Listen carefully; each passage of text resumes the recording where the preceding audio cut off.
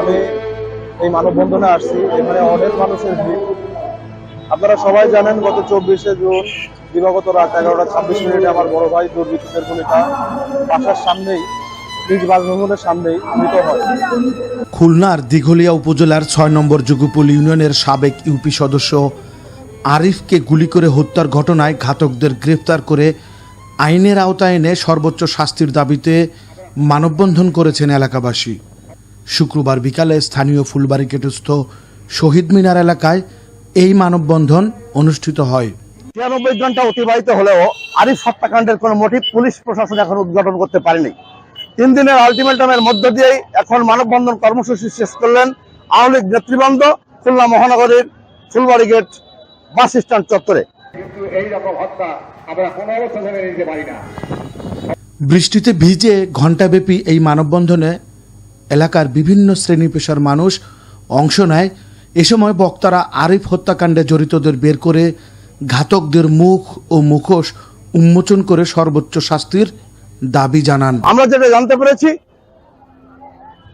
গত 24 তারিখ দিবাগত রাত 12:30টার সময় আওয়ামী যুবলীগ নেতা যুগপল ইউনিয়ন পরিষদের সাবেক ইউপি সদস্য আরিফকে নৃশংসভাবে হত্যা করে সন্ত্রাসীরা।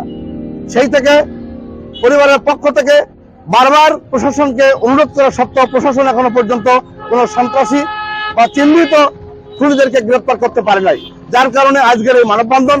এর আগে গত 24 তারিখ রাতে 6 নম্বর যুগপুল ইউনিয়নের সাবেক ইউপি সদস্য ও 33 নম্বর ওয়ার্ড যুবলীগ নেতা আরিফ হোসেনকে খুলনা প্রকৌশল ও প্রযুক্তি বিশ্ববিদ্যালয়ের দ্বিতীয় গেটের সামনে গুলি করে দ্রুত ঘটনাস্থল থেকে পালিয়ে যায় দুর্বৃত্তরা।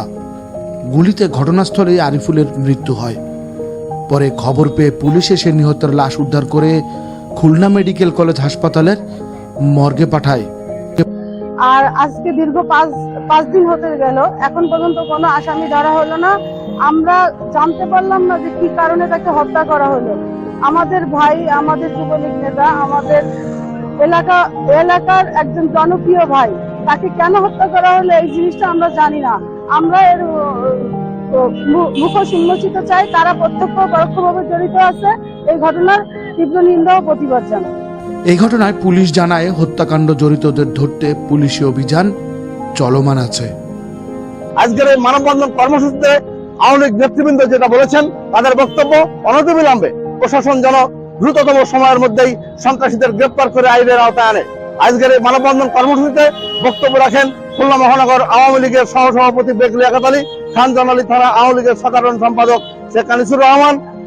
বক্তব্য রাখেন 2 নং ওয়ার্ড কাউন্সিলর, 2 নম্বর ওয়ার্ড আওয়ামী লীগের সাধারণ সম্পাদক SM মনিরুজ্জামান মুকুল। আজকের এই মানববন্ধন কর্মসূচিতে বক্তব্য রাখেন আরিফের ছোট ভাই সহ এলাকার স্থানীয় নেতৃবৃন্দ। এখানকার আজকের এই মানববন্ধন কর্মসূচিতে সভাপতিত্ব করেন খানজানালী থানা আওয়ামী লীগের বিপ্লবী সভাপতি শেখ আবিদ হোসেন। নেতৃবৃন্দের বক্তব্য অনতিবিলম্বে দ্রুততম সময়ের মধ্যেই সন্ত্রাসীদের গ্রেপ্তার করে আইনের আওতায় আনা হোক। এই ছিল আমার কাছে সর্বশেষ। Sheikh Aslam Hossain, channel 4 Khulna. Channel 4 television, 4G mobile নেটওয়ার্কের সাথে প্রযুক্তি মিলিয়ে চলছে আমাদের পরীক্ষামূলক সম্প্রচার। আইন মেনে প্রযুক্তি প্রয়োগে আপনিও একজন সুনাগরিকের ভূমিকা পালন করুন, আমাদের সাথেই থাকুন। Channel 4 television, a house of quality IPTV production.